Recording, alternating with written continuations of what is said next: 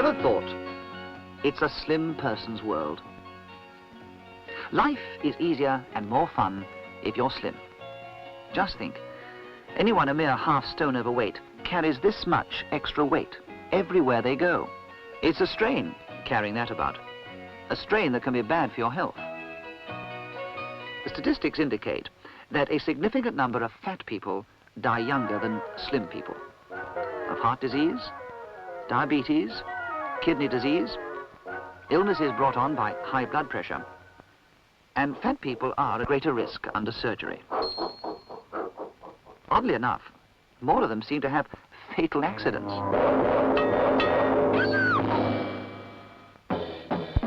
And when they fall more heavily.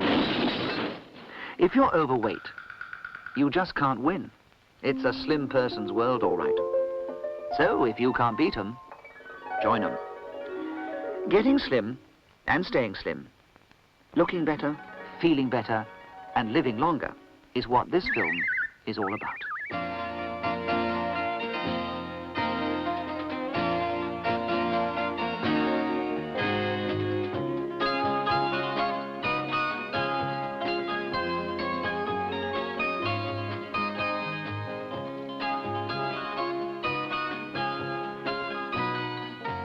The human body is a remarkable piece of work. It's just a pity we aren't always in the shape we ought to be. To keep in the right shape, we must know something about food and how to eat it sensibly. Breakfast in 5 minutes. Food is made up of various nutrients, fats, carbohydrates, vitamins, minerals, and proteins. Proteins are found in milk, eggs, cheese, meat, and fish. We use protein for bodybuilding, both to grow and to replace worn or damaged tissue. Our bodies use vitamins and minerals to maintain and protect our health. They show themselves in many ways: strong teeth, clear eyes, a glowing skin. Finally, we use carbohydrates and fats as fuel, using their energy to provide warmth and the power behind every movement we make.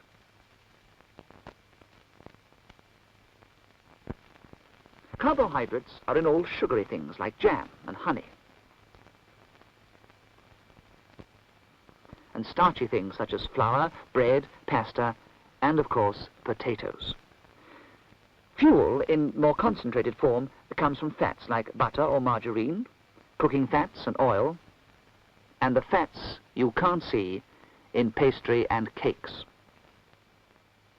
And less obviously in all foods cooked or prepared with fat. Carbohydrates and fats are the foods from which we get most of our calories. And calories are what matter if you want to slim. What are calories?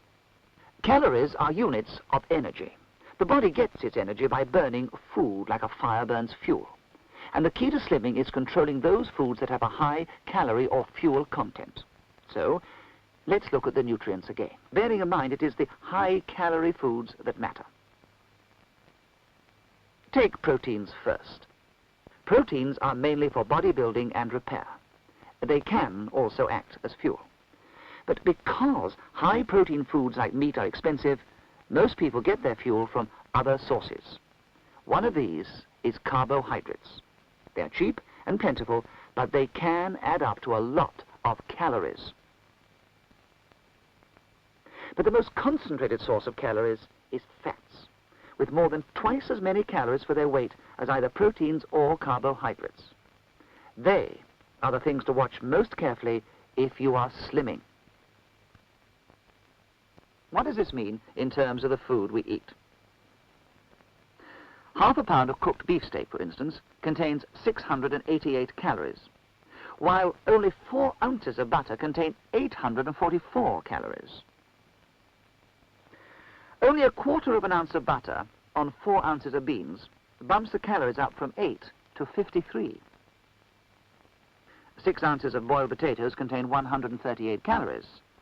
6 ounces of chips contain 402. Frying food at least doubles its calorie value. The energy we use can also be measured in calories. The more active we are, the more fuel we burn. But rushing around won't make you slim. Exercises can improve your shape by tightening your muscles, but by themselves they won't make you lose enough weight to matter. We even use some calories sitting still, by breathing, by pumping the blood around our bodies. In fact, it's reckoned that altogether the average housewife uses about 2,250 calories a day. 2,250. Let's compare that with what she actually takes in. Breakfast. Cornflakes with milk and sugar, 331 calories. 2 slices of toast, 144. With butter, 159 calories. And marmalade, 74. 2 cups of tea with milk and sugar, 88 calories. 11's, milky coffee with sugar, 102. 2 sweet biscuits, 118. She only has a light lunch when the kids are at school, just a hamburger, 312, with fried onions, 202, and a few crisps, 160. Washed down with a glass of fruit squash, 80. Naturally, that leaves her feeling a bit peckish around mid-afternoon, but she keeps the wolf from the door with a quick cup of tea, 44, and a slice of cake, 200. When the whole family's home, that's the main meal of the day, fried fish, 448, an average portion of chips, 268, and of peas, 56. 2 slices of bread and butter, that's 300, 2 cups of tea, and steamed pudding to follow, 325. Oh yes, with custard, 132. A bit of milk chocolate to nibble during the telly, 320. And a nice bedtime drink, 200. Total intake for the day, 4,063 calories. What happens to the surplus? Well, when we have spare fuel, we store the surplus, and our bodies do the same. When we take in more calories than we use up as energy, we store the rest as fat.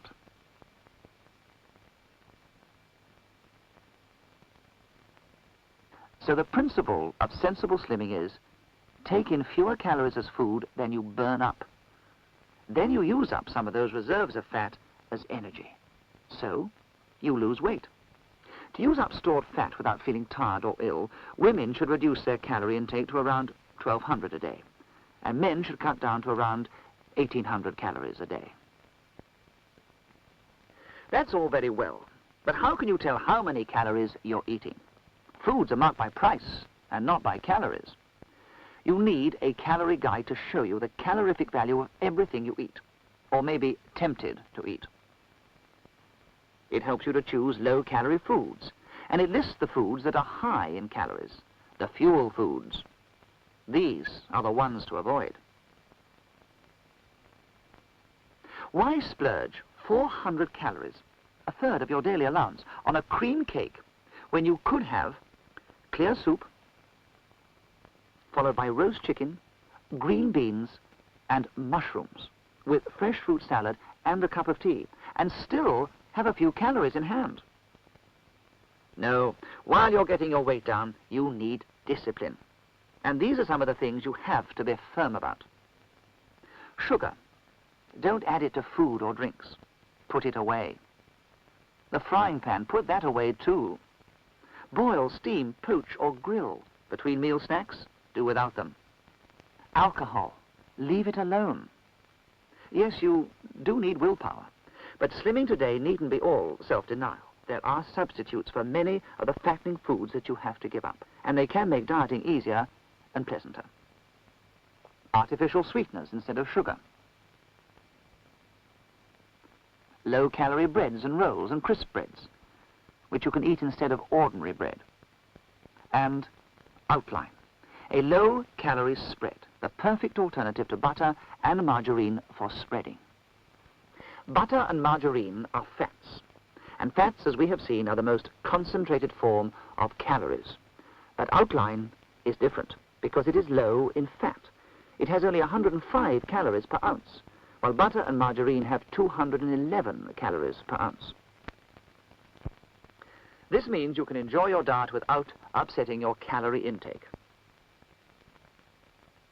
If your diet restricts you to 4 ounces of butter a week, you can eat up to 8 ounces of outline without getting any more calories.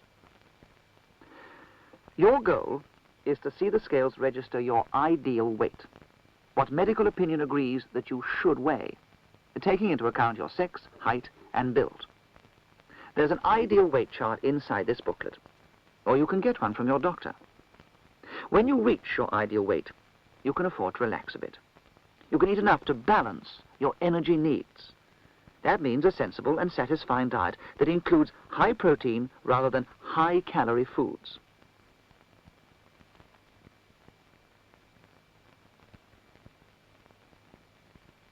You can even allow yourself the odd goodie that you find hard to resist. Weigh yourself each week. You'll soon see if you're overdoing the treats, and you can cut down. Better maintain your ideal weight than have to go on another reducing diet. There's no such thing as a low-calorie cream cake. But when you can eat less fattening alternatives, do so. They make the business of keeping to your ideal weight easier and pleasanter. Still cut down on carbohydrates. Change sugar for sweeteners.